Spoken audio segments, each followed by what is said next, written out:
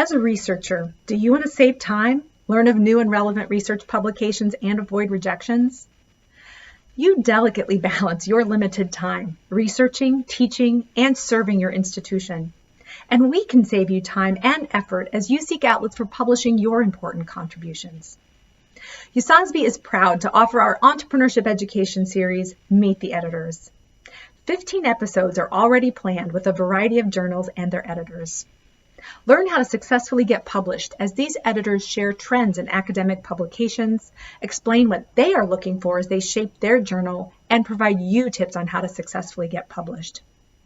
There's more. Gain an understanding of their personalities and philosophies as top researchers in their own right. As an entrepreneurship researcher, you want to get published, avoid rejections, and save time. And this series is designed to do just that and more. Together, we will create more entrepreneurs through better research, better teaching, and better practice. Thank you for your passion in advancing entrepreneurship education, and enjoy this episode.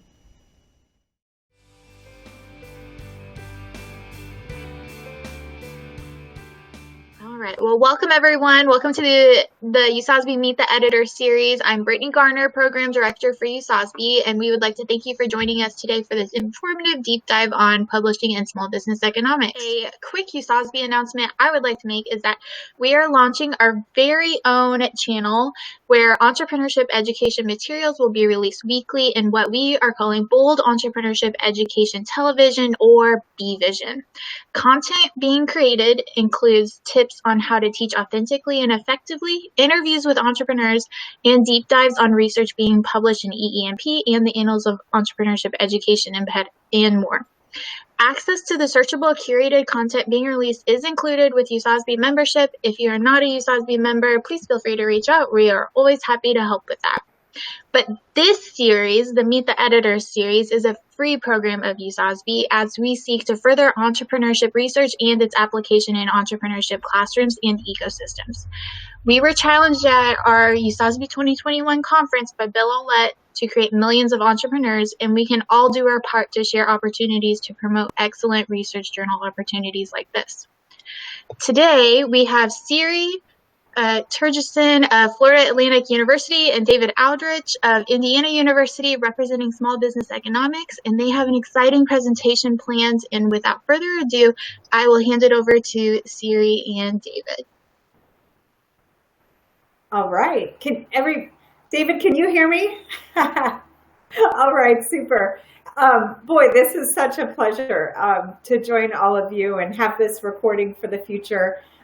It's been one of my greatest pleasures as an academic to serve as associate editor at Small Business Economics for 5+ years. David asked me to go first, but really it should be him. But he and Zoltan have managed this journal for many decades now. And what I love is that the journal didn't stay the same or static all those years. It's changed. Our pool of associate editors and editors is quite large, a reviewer pool. We've been publishing some really neat papers. I think we'd love to see yours.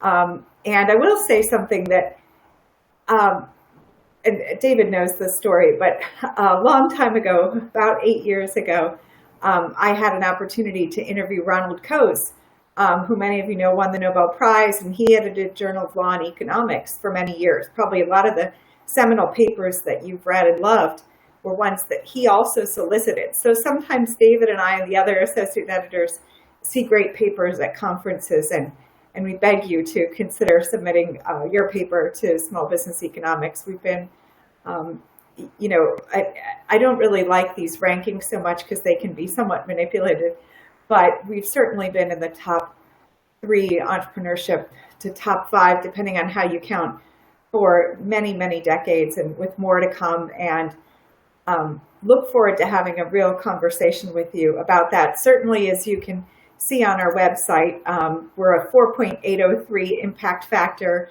We do have a target of 48 days from submission to first decision, and the 5-year impact factor is now over 5.377. Depending on the year and the topic, we certainly have a lot of papers to examine, but those that are worth looking at go out for review, and you should get at least 2 high-quality reviews back from our diverse editorial review board, but also from others that we see who publish research in that area. So that's it. That's it for me. David? Oh, we can't hear you. You're muted. I feel like I say that every day now. Well, you know what? Some people say, Siri, talking with you is always muted, right? But it's a real pleasure to be here with Siri. She and I go way back to, I don't know, were you a doctoral student or a postdoc when I met you? I know you were in Australia and was in Norway or Iceland a lot, and where she has a position as well.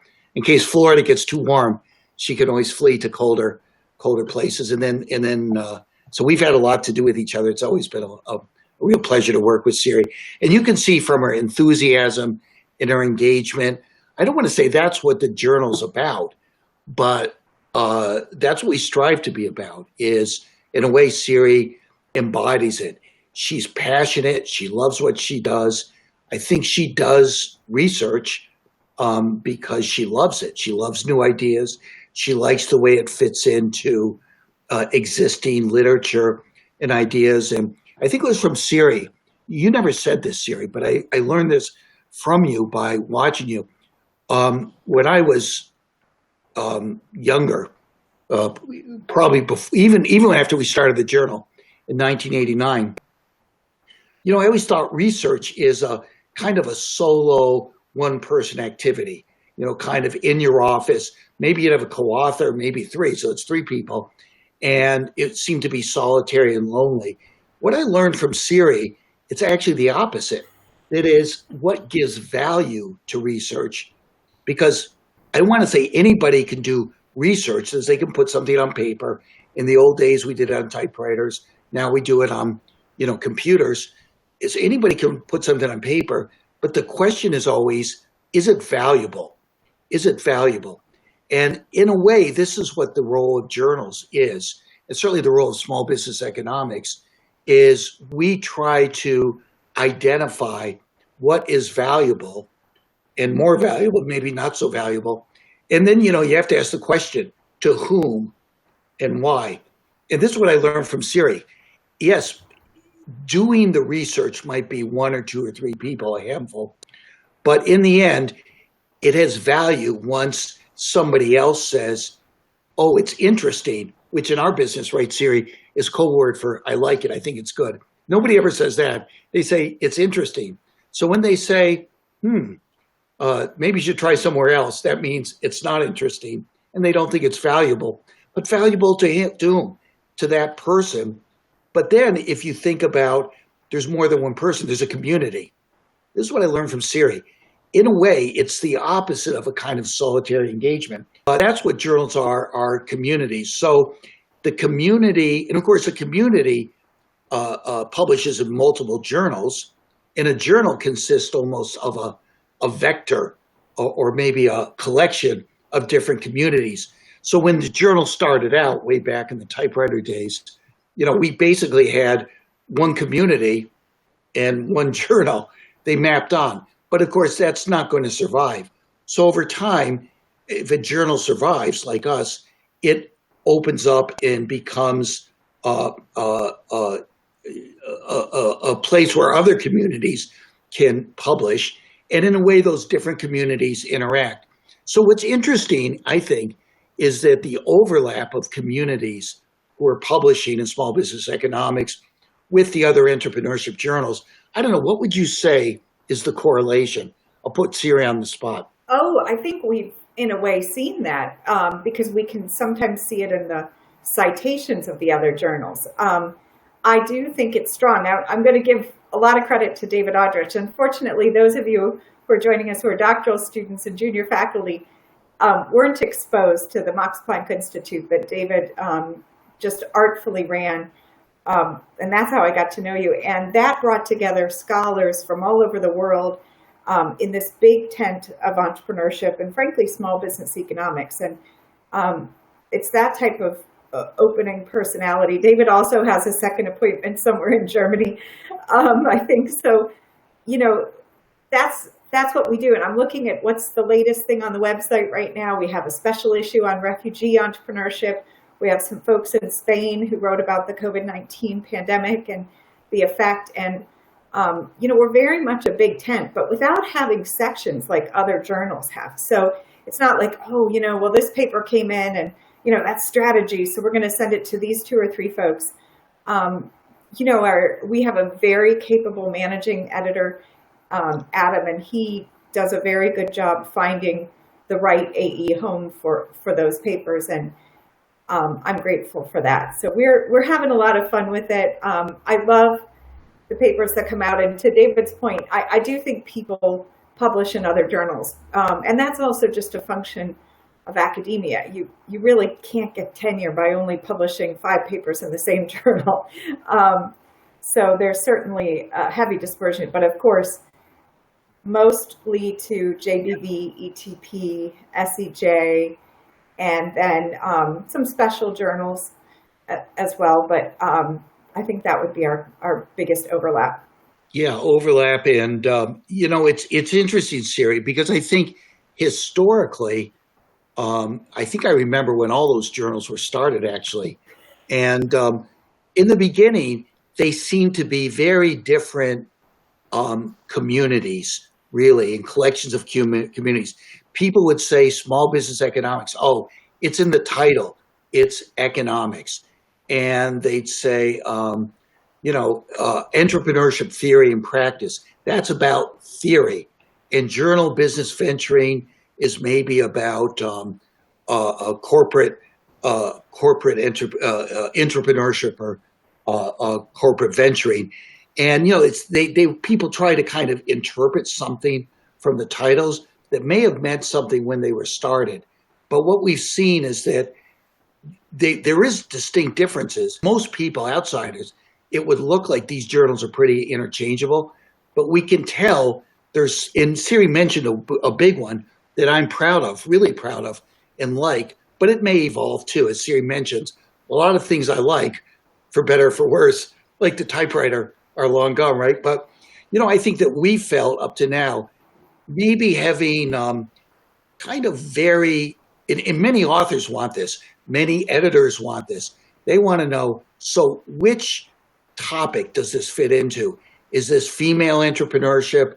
Is this entrepreneurial finance? All of the various topics is this policy, whatever the topics are, bootstrapping. And I think we've resisted even creating those kind of categories. Periodically, right, Siri, at our meeting, some of our colleagues will say, well, this is kind of chaotic. We need organization, and we need to know what are the exact specific topics, and then which editors are in charge of each topic. And I think the reason we resist that is a kind of a sense that new ideas come from the combination, the crossing over of not just different topics, but even different fields. So it could even be outside of entrepreneurship. Some of the greatest contributions in entrepreneurship, like the resource-based view of the firm, that wasn't in entrepreneurship at all. It kind of came, the concept of absorptive capacity, that came from outside. Lots of international entrepreneurship, that came from outside. So that I think that we feel like a characteristic of the journal is, Siri says it's a big tent, and we're open to not necessarily making the big tent larger, but what Siri says, I like her analogy or metaphor, except it's not the same tent over time. And if you were to go back and look at issues from 5 years ago, 10 years ago, 20 years ago, it'll be interesting. We should get some intern to actually look at this. To what degree do we see the same topics, the same methodologies, and to what degree do we see different ones, both in our journal as well as in the other journal, which will tell us something about the evolution of the field. I'd say too, now's the time when I criticize Siri. Well, it's Siri and her colleagues, the editors, right? Because, not her, of course, but colleagues are always saying, well, just tell us which topics are the future. And that's what we'll concentrate on. That's what we'll focus on. That's what we'll make special issues on. And, we all know the truthful answer, which is, I don't know, right? Nobody knows. But one thing I can say is, looking back, there's some topics that do stay the same, but even if they stay the same, the way they're analyzed, the way the articles are written, that also evolves. So that's kind of maybe a project for a master's student sometime, right, Siri? And to get a sense of what percentage of the articles are the same, and what are those topics that really stay. But could you take an article from now? Would it fit in from 10 years ago? Could you take an article that was published then? Would it fit in? So, yeah, and what drives us, it's not the editors. That's my point. We try to anticipate, but in the end, it's the field itself. It's the community that starts to value certain approaches, methodologies, empirical methods, in certain topics.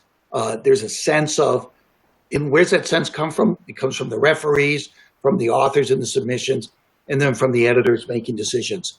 So anyway, Siri, she said it, we hope you'll become part of the community. And, it's not exclusive. Just because you're a part of this community, I mean, if you think about it, I don't even know all the communities Siri participates in.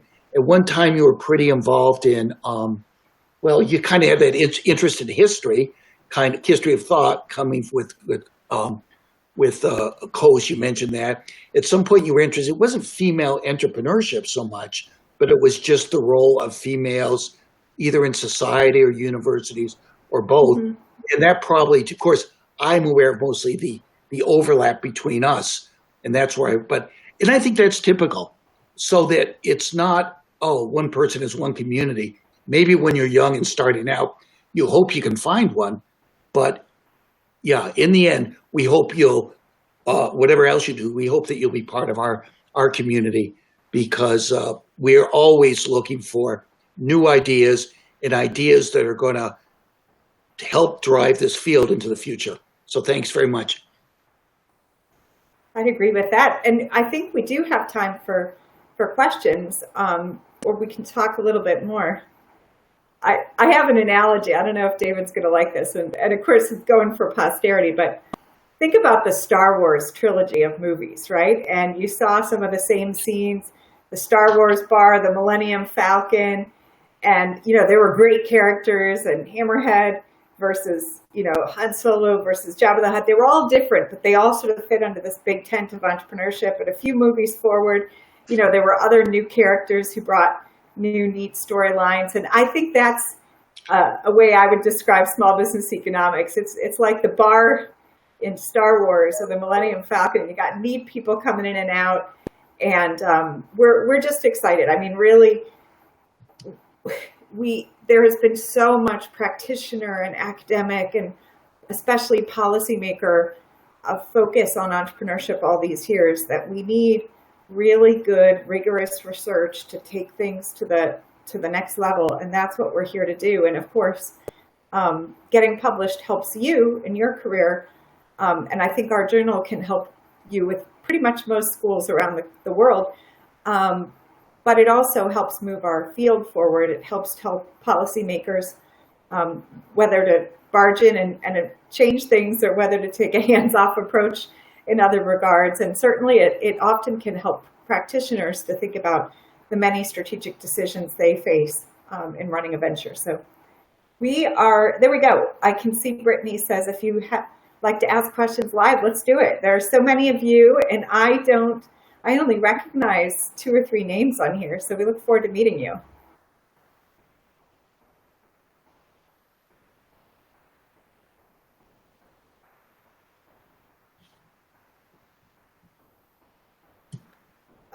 I could just throw one out. A common question is, should I write a cover letter or not?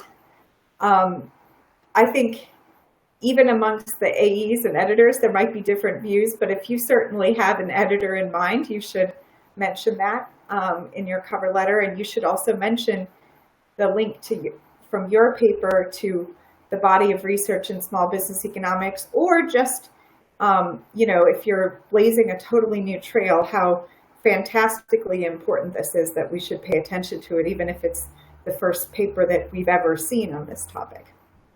I can, by the way, Siri, I love your metaphor with Star Wars. I saw the first one. I was a PhD student in Madison, Wisconsin when it came out. But what you say is, and I haven't seen that many of the subsequent, but it's really true. It's a great metaphor. I mean, something stays the same and an awful lot changes. And you recall that famous bar scene. That's probably about the most memorable thing I recall from that. Siri mentions, I think what really gets down to the nuts and bolts as to the important question. I feel like we don't do a good job with that as editors, Siri. I don't think any of the journals do. It's what all the authors want to know. So what is valuable? My PhD, actually, it was a different century, was in economics. And I remember the first day of class, the professor said, well, the fundamental question of economics is, where does value come from? And it seemed like the most boring thing in the world, because obviously we all know what's valuable. But actually, in our business, it's the most important question. What makes some ideas more valuable, other valuable ideas not so valuable? And in the journal part of our business, this is crucial, because really the role of journals, and therefore our job as editors, is to try to identify which of these ideas, which of this research is going to be more valuable. Now, one answer is we don't know. I alluded to that because of the uncertainty. So we'll just throw darts. And sometimes when I get my rejections from journals, I'm sure the darts keep landing on my own submissions. But I think that Siri said what comes the closest to really understanding the value proposition of, and I have to say, I don't think this is any different in our journal than the others. The only difference is the community, so that the response, the judgment might be, but Siri said, she said it in the letter, but it's got to be, I think it's what the editors and referees are looking for. What do we learn in this paper that we didn't know before? And so you want to say very clearly, what did we know before, and how should we think differently because of your paper? Now, a complication in that first sentence is, who's the we? And then it's not even a broad community, right?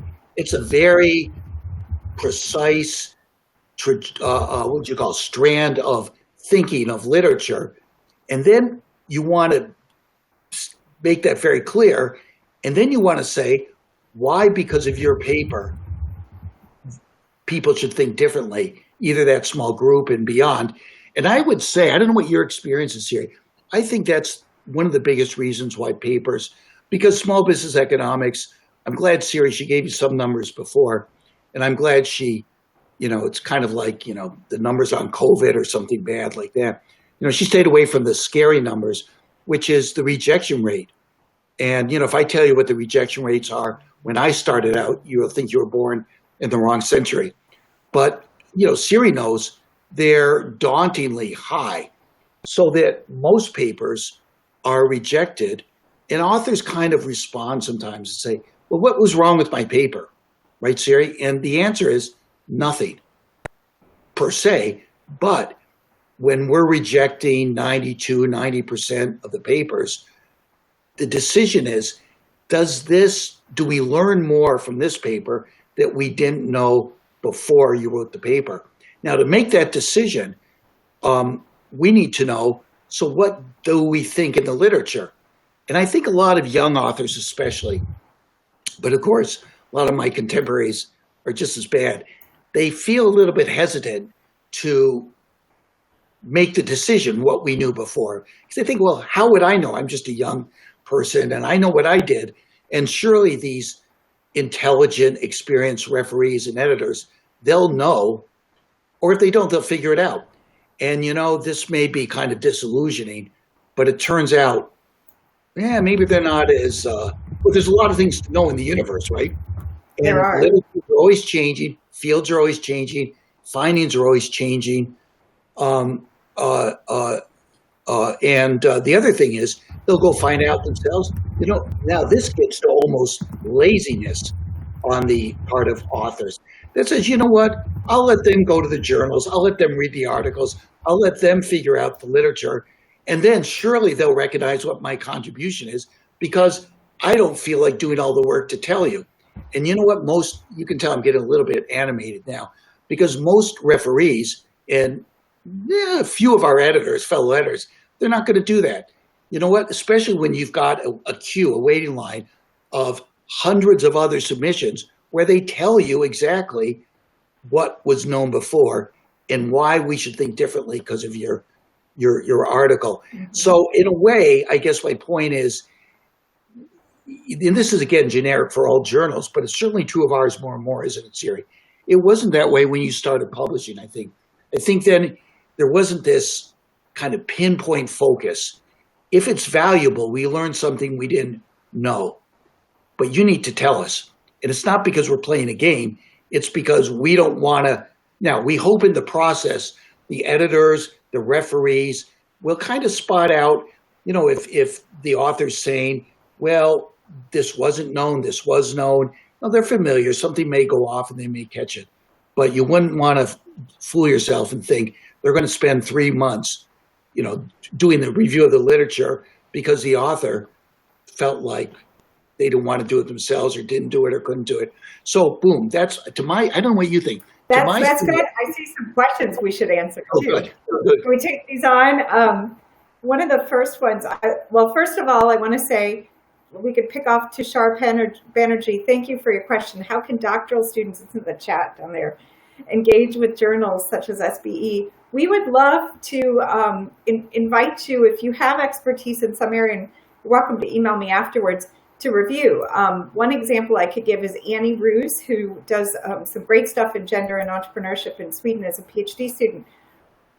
Was, I think, a third reviewer on a paper recently for me. And then later she tweeted about it. She said how much she learned from seeing other reviewers. You saw it on Twitter. It was a really lovely tweet.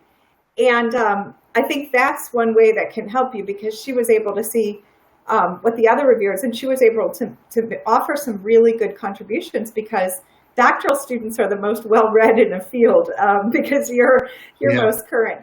And then we have one from Brian Heed, who I remember fondly your SBE paper years ago.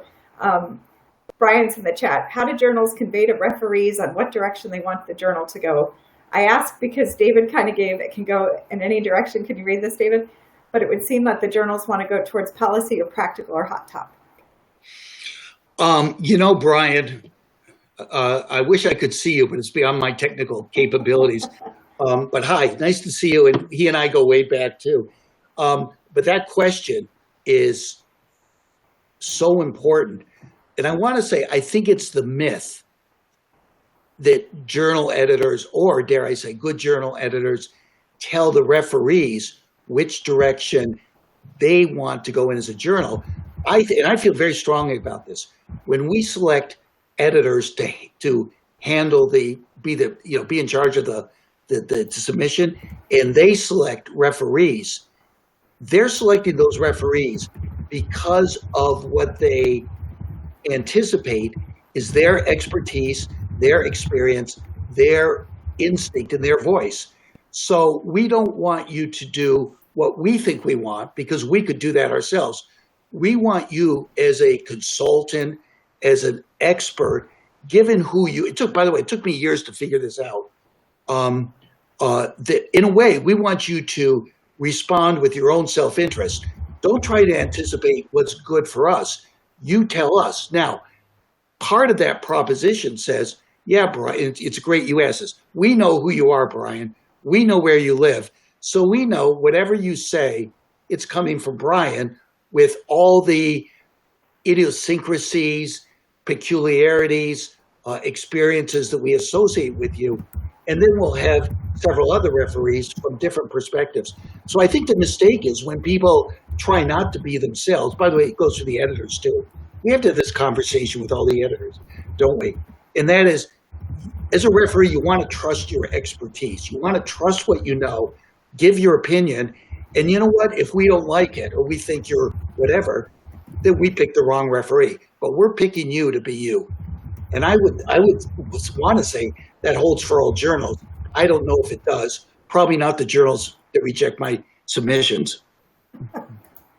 We have some other questions here too. Let me pick off Colette, because that was the first one. Is there a sense overall that SBE has a preference for quant papers over qual? Is that correct? What's the answer, Siri? Well, the answer is I sometimes see the qual papers that come through the stage gate, which is Adam Lederer, our managing editor. And Colette can't speak on this one, but she is a remarkable researcher. She's based in Ireland and she's got an appointment in Australia, and she does great qual work, right? And so many people do. I think we welcome it. I think it needs to be part of this SBE conversation, or to David's point earlier, be really interesting.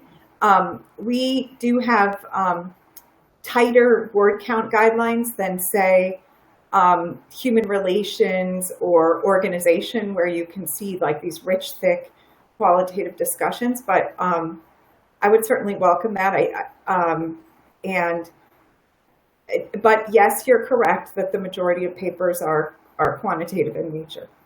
You know, your answer, Siri, was great, really, which is in that part when you said, well, in a way you said, it depends. If the paper makes the right, so that we learn something from the paper. Now, here's the key thing that's valuable to us as a community. But I think who asked the question, Siri? Colette Henry. I think in Colette's question is, do we value qualitative studies because they're qualitative? And she may be distressed when I say no. But it's also true, Siri, do we value quantitative studies because they're quantitative? No. Do we value review studies because they're review or theoretical studies? No. What we do, and this is the process I described before, and it's who decides? Sure, it's the editors. We kind of do this not alone. I think it was a former presidential candidate who once said, it takes a village to raise a child. Maybe, but apparently it takes a village to vet a paper, right? We have different editors, and then we have referees and so on. And people are bringing different views on. And what we're trying to get out of this is that, and this is the key thing in our business of ideas, it's key in the phenomenon of entrepreneurship, the uncertainty, the asymmetry. So I'll tell you this, we don't have a preference for methodology.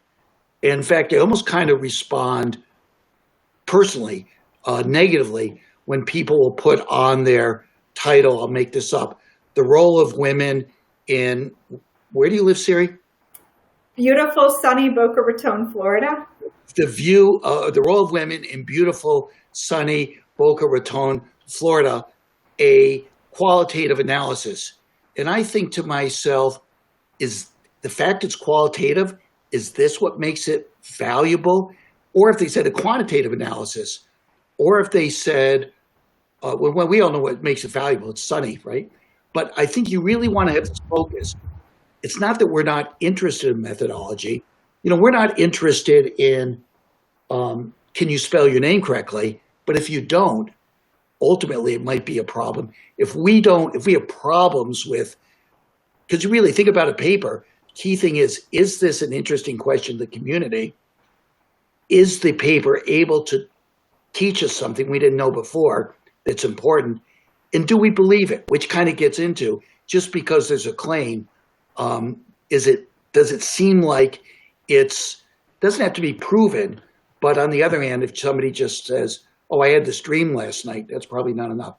So because I do have a sense of lots of people feel there's a bias against qualitative studies. And I'm going to go back to what Siri said and go on the offensive. I think the problem is the people writing the qualitative studies. They're not reaching out far enough to explain why this is important already to a conversation. That conversation may have been built on quantitative work, but in the end, it's about explaining ideas, phenomena. Some people, we've got a lot of qualitative studies. Not everybody calls them qualitative studies because really what they have this question, If they can answer it, we learned something we didn't know before. That's the bottom line. Sorry Thank for you.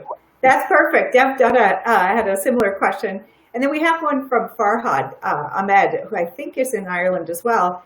I have a paper which is on the proceedings of AOM 2020. I want to submit it to SBE, but one of my co-authors said SBE doesn't like SEM data analysis. Is that correct? Are we against structural equation modeling? I'm not. Yeah, I mean, I'm trying to think of. No, I don't think we are at all. I think that goes right back to the last answer. And you know what I used to hear when I was, I have the feeling I know you, Ahmad, but I had the feeling I knew Siri too. And then I thought, oh yeah, I know her. And when I was, probably your age, and I was working in Europe, I would hear all the time, oh, the journals are biased against data from Europe, France, Spain. And it did seem that way. I mean, seemed like there was credibility, but I still feel, no, the problem wasn't where the data come from, because in the end, we're not going to publish an article, even back then, said, okay, we know something about a phenomena, the propensity of females to start businesses. And we know this from studies in the US and maybe in Germany, but nobody's ever done it for, where's Borat from? Oh, Borat? Borat, yeah. Oh, I think it's a made-up place. Oh, made-up place. Okay. Anyway, they're probably not going to get data. But the point is, that's not adding value. Oh, we haven't done it for Hawaii. Let's do it for Hawaii. And the same thing goes with methodologies. So, but I do think this. We reject a lot of papers where people throw out the methodology and say, see, we're the first people to use this methodology. We're not, the interesting thing is, it's a double-edged sword. We're not interested in methodologies. We're not interested in what your name is, but you need to spell it right. You need to apply a methodology correctly, more or less. If you say you have time series analysis, but you've only got 1 year, I think, Siri, you can't do that, can you? You can't do that. I just looked it up. Borat is from Kazakhstan. So they call it the glorious nation. But let me give an example. So, like, let's say under the direction of some NGO, the Kazakhstan government provided certain types of loans, credit loan guarantee schemes to entrepreneurs, and you have, real good analysis of controls and actual pieces. Anyway, we would be interested in that, right? That's a test of what government programs can help entrepreneurs in a developing country. But to David's point, it's not because it's Kazakhstan, but and that's a good measure for all of you, whatever journal you're targeting. Have 3 papers that are kind of like similar on your desk and look at it, right? And if you see that even though their data was from France, and that could be an AMJ or JBV or Journal Management as well, or SBE, probably not going to mention France every single paragraph of the introduction. It's about the phenomena, and then, oh yeah, here's our context. So that's such a great point, Siri. And your example of this hypothetical example, that would say, don't have whatever the country is, Kazakhstan, in every sentence, but what you have instead is what makes the context of Kazakhstan special. So it could be laws, it could be culture, but the fact is you have to explain what would make it different than whatever's there in the literature. And I think this is true anytime something new is introduced. To just say, oh, we never looked at it for the phenomena for people over 66 years old. Well, the burden on you is to explain what might be different. What is it? Just we haven't done it, so we're going to do it. And I feel like we reject a lot of papers. So when you're using a methodology, if you're just using it because nobody's used this methodology, that's probably not going to get you far. In our journal, we're not a journal of methodologies. The good news, it means any methodology is interesting to us if you make the kind of link that Siri says. So that's why Siri said it, I'm kind of always suspicious of papers that either put the methodology in the headline, in the title, or the place, the country. You mentioned, it doesn't matter which country, France, the United States, unless there's something very specific about the institutions, the practices, something that would be But I'm not even sure I put the country in. I put the phenomena in. That's what Siri said. You explained that perfectly. Well, now then it's on to our next question. So this question comes from Olusegun Awatunde. Apologies for the mispronunciation. Is it proper for an editor to determine, suggest, or advise authors on what an empirical finding of an article should be while he or she, the editor, wasn't the owner of the concept? I believe that's the question. So when I hear that question, my first thought is editors often have seen similar studies or a body of literature where they would say, you probably should have had this in there as a control variable. Could you easily get that and incorporate that? And so I think that's an area where editors and also reviewers come in to suggest an additional control variable or to just suggest more robustness checks of those initial results to see if they can really stand the test. Editors, I don't know if this is disillusioning or not, but editors can be wrong. Not Siri, of course. But all the and referees can be wrong. It turns out not Siri, but all the ones who deal with my rejections, right? And because, that should be our next book, right, Siri? Editors are people too. And in the end, they're using their judgment. What would add value? But just because that's their judgment, let's put it this way. Do you know what the most cited article Siri is in management or strategy? I think Jay Barney's RBV that he had rejected multiple times. And you've surely heard him talk about this. In fact, if you were here, I'd say it. It's hard to hear him stop talking about it, actually. So the story he tells is that journal was rejected by Strategic Management Journal. It was rejected by, 20 journals out of 10 journals. And in the end, and they all said, the editors, the referees said, no, this isn't good enough, whatever. And that was the judgment of the referees and the editors. He then found a fledgling new journal that, like most new journals, were kind of more desperate. So they published it, the Journal of Management Studies. And now, what's your sense of how many citations that has? I guess we could check, but it's an awful lot, right? Because we were talking earlier about another article. RBV. And you know what? It turns out this is not a unique story. This story is repeated time and time and time again. And, some people might say, oh, the editors and referees don't know what they're doing. But that's like entrepreneurs. We know not all ideas are successful, and nobody knows. It's the uncertainty. Same thing with the articles. So my interpretation of the question is that, look, editors are trying to help you generally, and referees are trying to help. They're not trying to help you generally. They're trying to help the editor make a decision. But, they're going to give you their best shot. But just like with Jay Barney, but also the absorptive capacity paper by Cohen and Leventhal, they were rejected by all kinds of journals. The famous Lemons paper that won the Nobel Prize for, what's his name? Akerlof. He tells us that you think these guys are all stealing each other's story. And, I'm sure Siri's got her stories too, right? I do. And so in the end, these people are trying to do the best job they can under uncertainty and asymmetry. And it's your job, our job as authors, to try to help the editor, reviewers overcome both the uncertainty and the asymmetry, which goes back to what Siri said before. And Jay Barney's article has over 81,000 citations. I found that put in the chat. So he's got more citations to that one article than, unfortunately, most of us. No, and that's you could say, well, what about the what about all those other journals that rejected it? That's what happens. We know this is true in entrepreneurship, right? Xerox didn't like Steve Jobs' idea, so he had to start Apple, right? It goes on and on and on. IBM didn't like the idea of the semiconductor, so they had to start, what's it called? I want to say Xerox. No, it's Intel.